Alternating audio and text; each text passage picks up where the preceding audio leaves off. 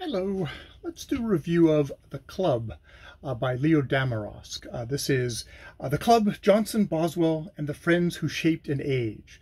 So in 1764, Johnson and Joshua Reynolds, the portrait painter, the great portrait painter of that era, formed a club, maybe primarily to kind of cheer up Johnson, who was a very melancholic, depressed figure, but also one who enjoyed conversation and the battle of conversation. This was a great era for men, dudes. This was definitely a club of dudes, all jousting to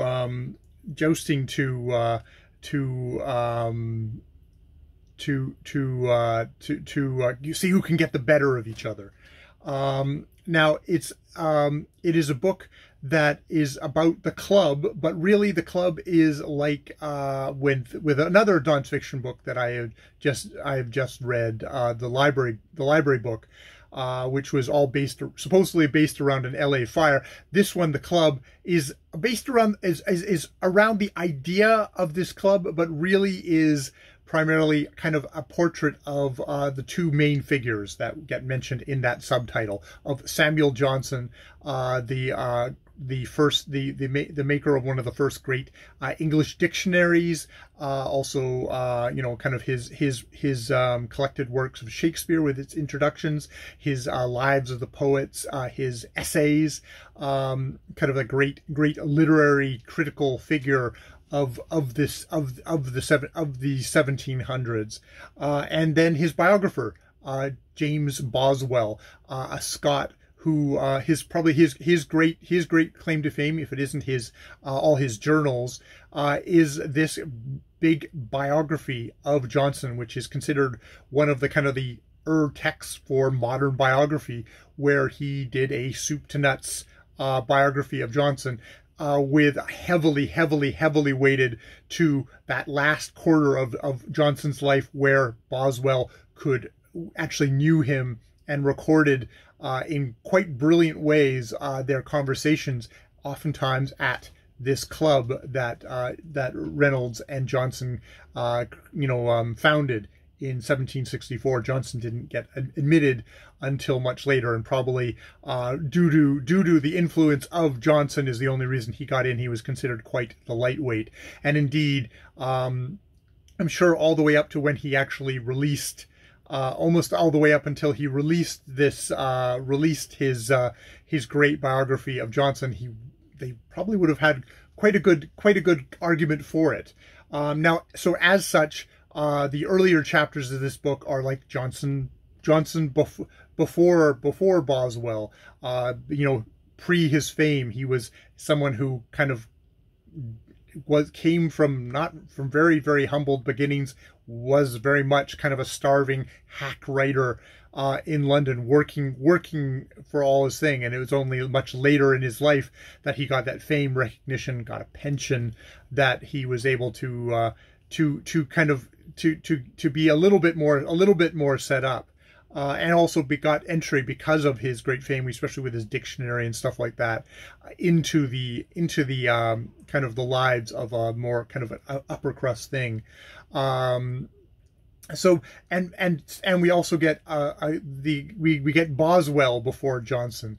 Boswell, a Scotsman, in navigating the waters of England, where there's very much kind of looking down on the Scots, especially for their support of Bonnie Prince Charles, and not the Bonnie Prince and all that. Just like, not they were very much on the outs, as the Scots often were.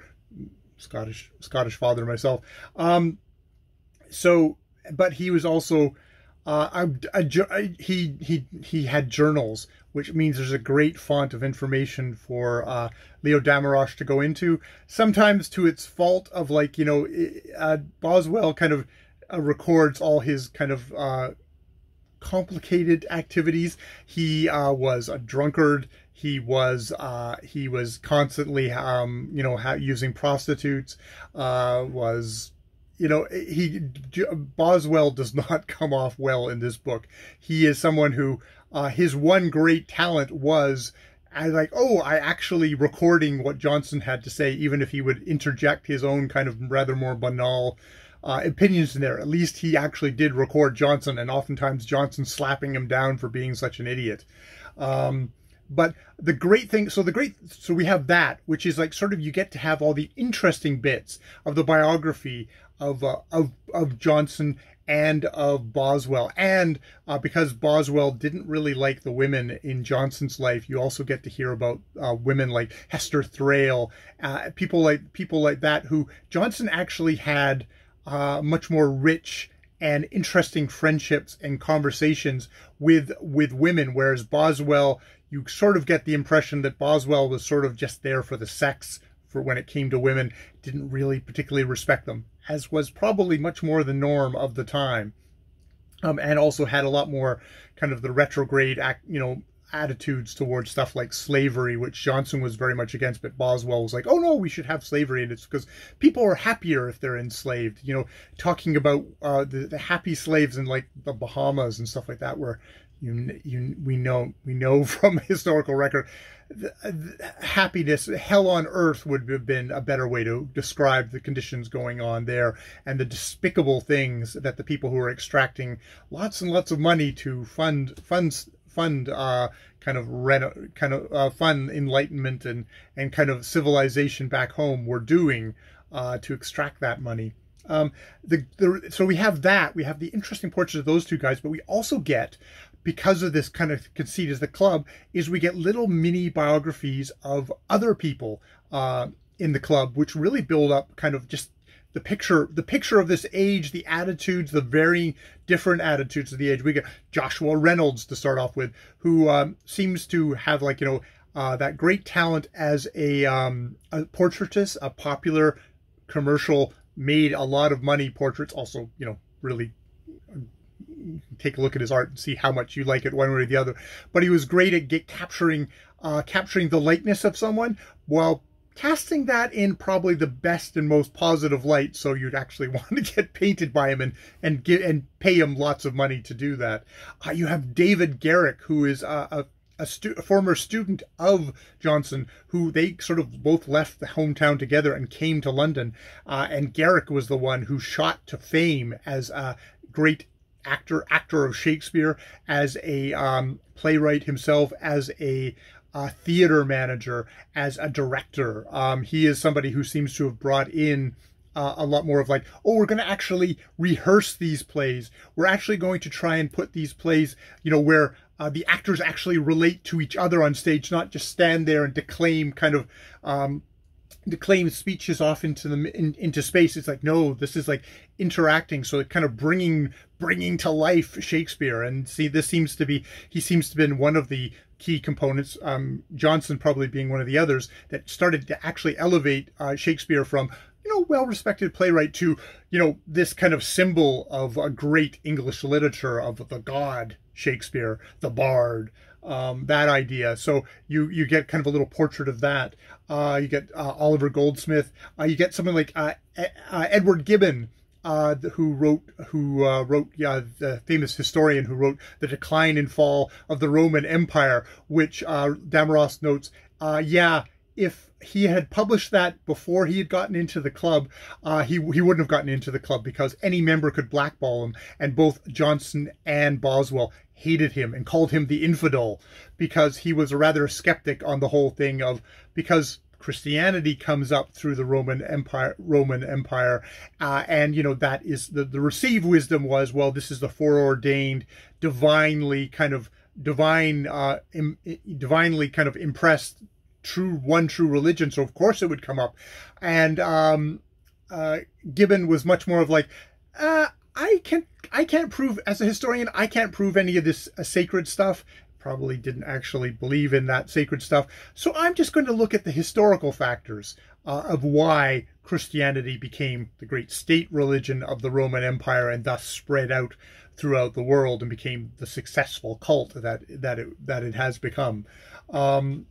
So yeah, you get some really good, interesting kind of viewpoints of how Johnson and how Boswell kind of you know, Boswell, who's very kind of just redundant, but, you know, how someone like Johnson is, you know, very religious man, seemed to be a religious man because of his own kind of inner demons, kind of rejected someone like Gibbon.